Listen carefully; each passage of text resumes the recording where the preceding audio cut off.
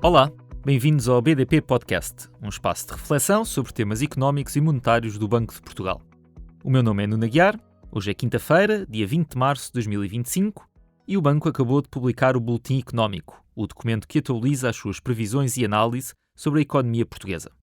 Vamos ouvir agora o Governador Mário Centeno explicar as projeções para os próximos anos. A economia portuguesa vai continuar a crescer acima do seu crescimento potencial. Isto significa que o hiato do produto, a diferença entre o produto observado e o produto potencial, se vai manter positiva, com o produto observado acima do potencial, e a taxa de desemprego que estimamos para todo o horizonte de previsão dever-se-á manter abaixo da taxa natural de desemprego, aquela que, de certa forma, também corresponde à taxa potencial de desemprego na economia portuguesa. Estes dois sinais, vindos quer do mercado de trabalho, quer da atividade, apontam, e são talvez a descrição mais simples, do bom momento que a economia portuguesa está a viver, e devem ser analisados todos os desenvolvimentos com base nesta realidade. É importante salientar de novo este período que eu vou considerar de virtuoso da economia portuguesa, que mantém as condições de convergência com a área do euro. Insisto nessa mensagem que é de certa forma, a continuidade de uma convergência que não esteve presente durante muitos anos em Portugal. A atividade económica, já o referi, vai continuar a evoluir de forma positiva, ligeiramente mais positiva no conjunto do ano 2025 do que previsto em dezembro. Mas o início do ano está a demonstrar-se mais difícil do que aquilo que, na verdade, prevíamos em dezembro. Com uma recuperação depois ao longo do ano, as taxas trimestrais de crescimento espera-se que recuperem. Houve um forte crescimento no final de 2024.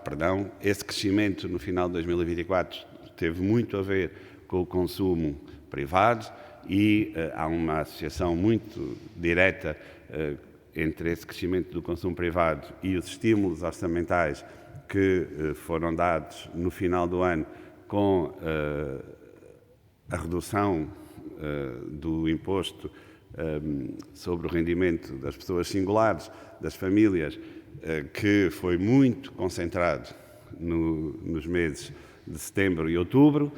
Há um claro crescimento do consumo privado que não antecipamos como sustentável essa dinâmica de crescimento, e daí alguma correção que fizemos face à previsão que tínhamos em dezembro para estes primeiros trimestres de 2025.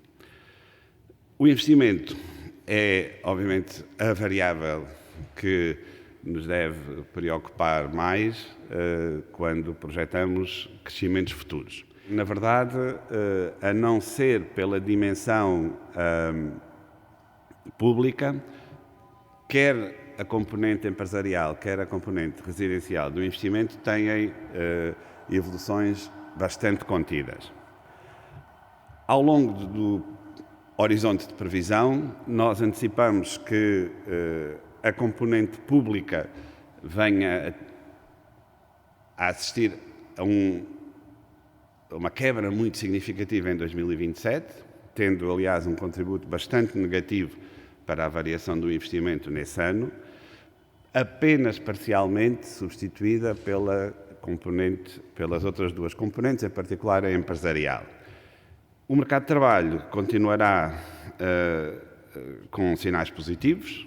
Nós prevemos uma manutenção do crescimento, ainda que a níveis mais reduzidos, do emprego e o desemprego a manter-se sistematicamente abaixo dos seus valores de equilíbrio, aquela referência que eu fiz há pouco, mas é muito importante voltar a relembrar a extraordinária evolução que o mercado de trabalho teve em Portugal na última década e que se consubstanciou numa abertura sem precedentes do mercado de trabalho em Portugal a fenómenos migratórios, que permitiu o crescimento desse mercado de trabalho em termos do seu volume de emprego, mas também dos salários pagos.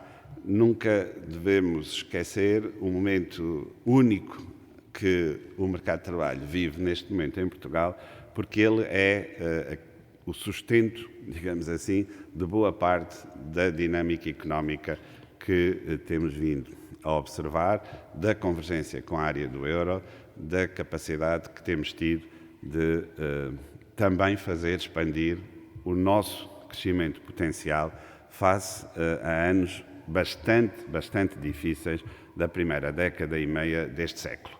Os preços, como referi, refletem estabilidade em termos da sua variação ao longo do horizonte. Há, obviamente, um contributo grande para essa estabilização daquilo que é a dinâmica recente do preço dos serviços, que tem tido níveis de variação muito superiores à taxa de inflação global. Esse contributo mais reduzido do preço dos serviços vai permitir esta convergência que esperamos venha a acontecer nos próximos anos. Este boletim é publicado num período de incerteza nacional e especialmente internacional. O governador Mário Centeno sublinha a posição favorável da economia portuguesa, mas deixa avisos sobre possíveis inversões de ciclo e uma estimativa de impacto de um cenário adverso. Tudo somado, nas palavras de Fernando Pessoa, o amanhã é uma coisa incerta. É particularmente verdade isso no momento em que vos falo, em que apresentamos este boletim. Esta incerteza tem uma dimensão interna, mas tem principalmente uma componente externa. A política comercial global, a resposta europeia, tudo vai ter influência naquilo que a economia portuguesa, que é uma economia muito aberta e que se tornou ainda mais aberta nos últimos anos, pode dar.